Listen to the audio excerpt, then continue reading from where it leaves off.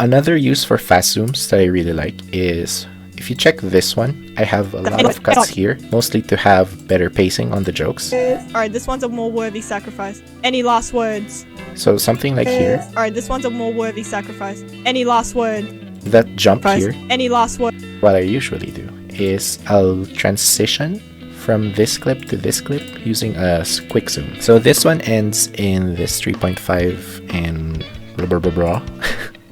So here on the second clip, I make this, the immediate start of this clip becomes the starting keyframes. I move forward 1, 2. You can use less frames, you can use more frames, but basically I use 2. And then we zoom in. Something like that. And then let's do the same up here. So starting keyframes, ending keyframes, and then we go 2.5. Let's go 3.5. Let's see how that transitions. Sacrifice. Any last words? It's a way for me to like hide the cut using a quick zoom. Any last words? Especially on the bottom part. Any last words? It's less noticeable that there's a cut, but it's basically just Any last words? using a fast zoom to like keep the energy up while hiding an abrupt cut.